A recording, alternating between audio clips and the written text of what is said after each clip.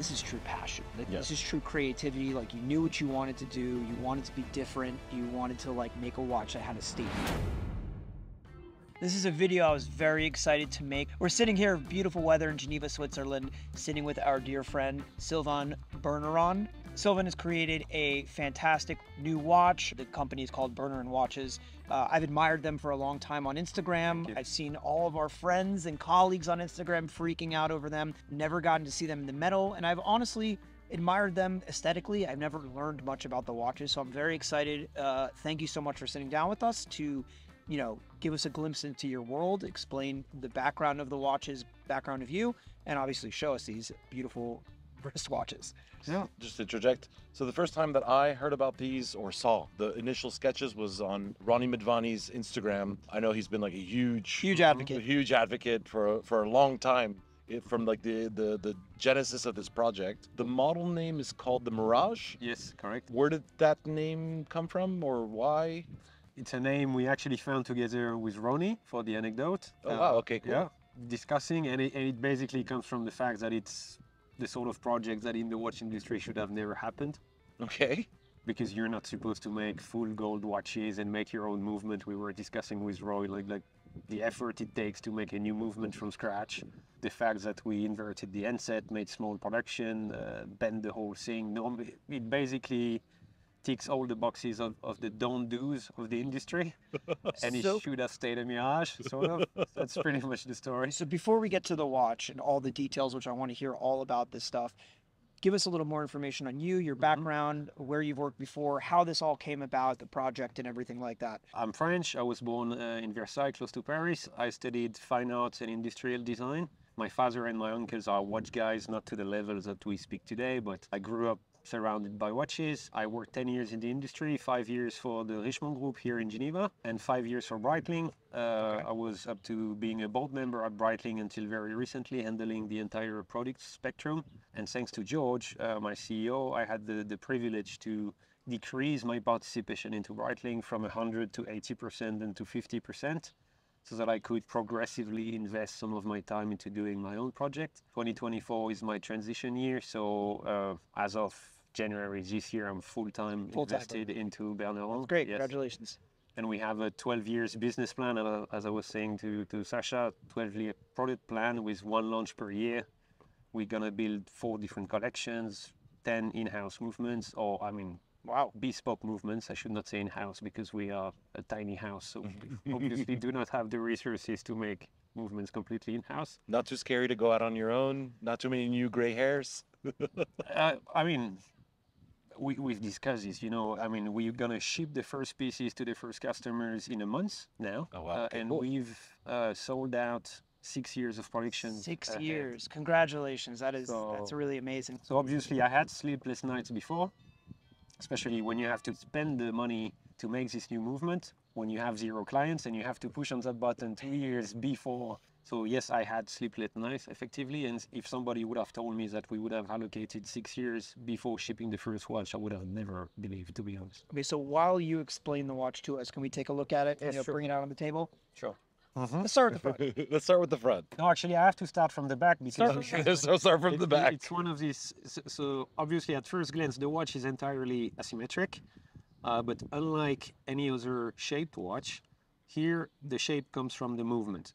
So we've drawn an entirely asymmetric movement for technical reasons. So I wanted a large flying barrel with 3 days of power reserve sitting top left. I wanted a large balance wheels for stable chronometry, good isochronism as well. And I wanted a direct small second like a pocket watch, so you need the big wheels to fit them in. And I basically just drew the pointage as if I didn't have to care about the size or anything. I just left the mechanics do their thing and take the space they needed to be optimal. Okay. But then when you do that, you end up, if I had to make a round movement, it would have been huge. Yeah? If I draw a circle around this, the watch would have been 45 millimeter on the wrist. Okay. I wanted it to be as compact as possible, and this is where the idea of breaking out of the circle basically comes from. What is the diameter of the watch? 38 millimeter by 34. 34 is the width, okay. Yeah, and total height is 7 millimeter with the crystal, and 4.9 is the metal band width. Oh, 7 millimeters, very thin. Overall with the glass. Yeah, I mean, I tried on his demo watch as we were approaching to sit down and do this video, and it sits incredibly well on the wrist. Yes. The wrist presence is absolutely incredible. The size for me is absolutely incredible. I generally don't like oversized watches. I stick in that 34 to 39 millimeter range, and it's like a perfect, homologation of all of those sizes, especially because of the asymmetric case and the way it sits on your wrist. So in terms of technical complication, I made every choice in order to have its apogee of the dress watch. So time only, precious metal, thin. Okay. All the choices in order to maintain a slender case, which is why the end stack is inversed. So that's some sort of technical complication where the hour hand is sitting on top of the minute, and that allows to make the case bend much thinner by around 15%. Oh, wow. I didn't Because know the that. minute's hand being longer, it's on the bottom. Exactly, Right. like a Christmas tree. Yeah, Never yeah, thought about that. Yeah, that's really interesting. Hasn't been done as I know. As far as I know, you can find this reverse end stack and into old tourbillons when they have to reverse the tourbillon cage in movements. So it ends up being a consequence, but it hasn't been done to slender the case. So you're saying when it's done as a reverse hand fitting. Mm-hmm. Yeah, Yes. precisely. When here it has been, we had it new pinions in the base plate to make sure we could inverse it, and at the back of the movement, the wheel you see in the center is the hour wheel that is usually sitting on the dial side. Right. On a normal movement. This is not something you can add as a module, so you have to make a new movement as the start. I should also mention that this is a full gold construction, which means the base plate, the bridges are 18 karat gold, the dial, the hands, the case. So you spared no expense, sir. Well, I had sketchy discussions with the suppliers. For example, the worst being we have the white gold model, and the spring bars are in white gold palladium 210, so highest grade of white gold. And the supplier was like, why don't you make them in steel, for God's sake? You're just throwing your money out of the window. Right. And I was like, look, Christian, if you don't get it, I understand. See it as an offering to God. I kept telling him this. I'm just trying to do my best as an act of love and devotion for the game. And when you do that, you just don't question budget, do you? Yeah. And that's the story of these things. This is also why it's called Mirage again, because it's... and also something crazy, because the spring bars are not something you even see. Yeah. So it's really something intimate, like where you're giving that, it's like the under dial work almost that like, nobody's ever going to see, but and that's something that you're giving to the collector. Yeah. So where did you draw your inspiration from this? Because I know there's been a lot of comparisons to obviously classical models such as the Crash, etc. Where do you fit? Where does your opinion fit in that conversation? I'm also a collector myself. I collect two types of pieces. The minimalist, traditional round pieces like 96, 1815, Breguet Classic. That type of watchmaking speaks to me. Nonetheless, and I like these pieces for the level of craftsmanship, the quality of the movement, the finishing, etc., and the heritage, they speak. To me, in 2024, making a new watch brand to make another three-hand round case would not fit the bill. On the other side, I also love the work of Rupert Emerson and Gilbert Albert, who have been doing tremendously brave designs and pieces. For a long time now, yeah. And this, if you want, is at the crossroad between the two, because the pieces from Rupert Emerson and Gilbert Albert, they lack, in my opinion, a bit of watchmaking substance. Close case back, low power reserve, you have to wind the goddamn thing twice a day. I mean, you know how of course. Yeah, but even the Gilbert Albert Patek Philippe is very basic and it's sort of mechanical. Yeah. Most of the time, GLC, Bosch, like low substance in terms of watchmaking. And I wanted to sit at the crossroad between a 96 and a Crash, so to speak. You get the character of a shape watch combined with the watchmaking substance of a Calatrava. I love that. 96. So I drew my own font, everything. This is 3 years of work. In July, I would have been working effectively 7 days a week for the past 3 years. I can only imagine. So everything was built off the pointage of the movement. And then came the case, the dial, the habillage, the outer components. How did you decide on the details, like the color scheme? So you said that there's nothing black on the watch except for the logo. So on the yellow gold, there's red accents. Yes. And the white gold is blue. Yes. Accent. In terms of the names, the yellow gold is called the Mirage Sienna, and the white gold is called the Mirage Persian Blue. These two names are the names of the most famous pigments in fine art history. Terre de Sienne, comes from the city in Italy, Siena. So it's this color, the color of the strap. And Persian blue is the brighter blues that you get in Chinese painting, for example, Japanese painting. And these two pigments unlocked unprecedented possibilities for artists because they could not have these colors in their paintings before. Right.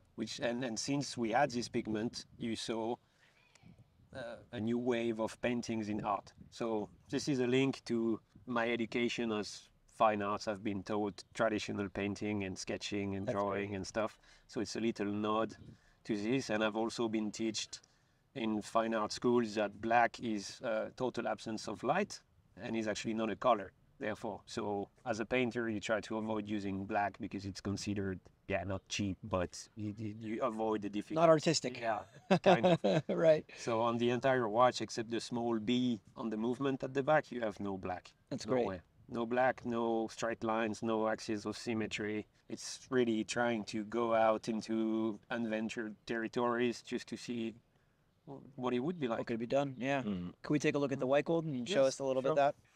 So Mirage Persian Blue, effectively, we use the highest grade of white gold, so that's palladium 210, so 21% of palladium. Okay. There's 3 grades of white gold. We use the highest grade because you don't have to rhodium plate it, Right. Okay. which means both the bridges, the case, and everything have no plating of any kind. Even the dial and the hands are all the highest grade of white gold. Very important to me because I want these pieces to be easily refurbished, and that's the I was just gonna say, Aged well. 'cause when you have to polish And you know, re-rhodium, plated- de-rhodium yeah, plate. watch, it becomes difficult. The aging, maybe I don't know anything about hands, but like making hands in gold, is that heavier? Or are they usually not made of gold? Or Usually they are made in brass. You can make them in steel and blued steel as well, and making them in gold in my case because these hands are beveled by hand. okay, They are faceted, Yeah. like the roof of a house, and they are polished. And you cannot achieve that finished with a milling machine because when the machine starts making the curves, it leaves milling marks from the milling head. so it has to be done by hand. Yeah, it has to be. So it's milled from one single block of gold, and then it is finished and beveled by hand because you can't do it otherwise. I feel like there's not like a single detail that I can ask a question about that there isn't like a story of No, every that's great. detail It's opens up been- like an I mean, adventure and a story. To be honest, it's been 3 years of extreme hustle for Yeah. this. Because even the suppliers, I mean, when you go on your own, I was used to having endless resources to play with at a When big you're coming from a brand. big brand. Precisely. So Yeah. I took some strong slaps in the beginning, like making phone calls, and nobody gives a shit, frankly. But you honestly, this watch is the first time in a long time. I mean, I can think of like Simone Brett and a couple other guys, but in a long time where it's like, this is true passion. Like Yeah. this is true creativity. Like you knew what you wanted to do. You wanted to be different. You wanted to like make a watch that had a statement. Like coming from the design side, Right. it kind of speaks a lot more to like a collector who's maybe not going to be. But he could have made this watch just like, okay, let's make an asymmetrical case, like a Yeah. cool looking watch, and then left it at that. He started from the ground and worked up and like made sure no stone was left unturned, no detail was too small. Like it's really just for me, just such a Yeah, achievement. so Even the buckle, Like I you could said, it's see, like a mix it's- between the design side every and element, the technical. right? Every Yeah. element that he wanted in this watch, he went out and set out to do. Even the spring bars, spring bars. are in white gold. If you get one of with these watches, the don't sell palladium spring bars, people. Honestly, congratulations on your watch. Congratulations on Thanks, your Alan. achievement and your hard work. So before we sign off, give us a little taste of the future because you mentioned, releasing a new model every year, 9 different, bespoke movements. What can we expect to see out of the Berneron brand? And first, where are we at on the Mirage? You said that like we're cut off, we're done. So maybe 7 years out. Yeah, so Yeah. these 2 pieces will be produced. It's the A series. We produce them for 10 years, 12 pieces in each metal per year, so a total of 240 pieces for the first series. I won't produce one more. There is no hidden numbers. There is no unique pieces, no limited editions, 240. As a collector myself, Sasha knows this, when I give my word, I committed the first collectors, they paid a deposit 2 years ago. I find it tremendously important to hold to that word. Yeah, sure. So we won't deviate from that. Currently, as we speak, we've allocated 6 years of production. So any new order is 2029. Wow, plus. I don't want to fall on the greedy side, so we've decided to close the order book as we speak, and we'll probably reopen it for these pieces in a couple of years when the time shrinks a little bit. Because I mean, you know, sending a deposit 6 years down the line, I find it a bit too much to ask. So a lot of brands will do it. A lot of brands will ask for it. Yeah, but in the meantime, we have a 12-year product plan. Okay. With 1 launch per year. We're going to build 4 collections. The Mirage is one of the collection. I'm going to explore 3 other main themes, something more technical, something more jewelry. I have a clear vision of what I'd like to achieve. And we're going to have 16 references at the end. My business plan, as of now, goes until 2035. So, okay. Which I think for watch brands super important to have long vision, because these things last forever. They will probably outlast me. Right. So it's important to anticipate. And in 2035, if I did my job well, we're going to be a crew of 15 people around, making 350 to 400 pieces per year total for the entire brand, split it across 16 references and 9 calibers. Honestly, I really respect the fact that you are like, I know exactly what I want to do. I know exactly what I want my production to be, but not just for the next year, for the next 15 years. I don't think I've ever met anybody. It's great because also you're always worried when you, like a lot of micro independents, now I'm calling them micro independents because we've gone beyond independents, are coming out. And at some point you're like, is this going to be a one-hit wonder? You know, what's the longevity of the brand? What's their plan for like after-sale service? How is this going to work? You know, and it's scary because there's like so many new names to like memorize and he can't pronounce any of them. I try my best. So it's very, very refreshing to hear like here's the game plan. Here's what we're gonna do. And you know, if you like the concept, welcome aboard. If not, then you know, glad that you came and looked. Well, I have a gut feeling that if anybody could succeed in doing this in the long term, it is you. Yeah. Congrats on all of this. Thank you so much for sitting down with us. Fantastic watch. I hope one day when the books open back up, we could talk about an order, but I won't bug you that for now because it's years out, and get the clients who already ordered them their product. I'm sure they're all anxiously waiting. Congratulations. Thank you very much. Of course. Merci beaucoup. Merci.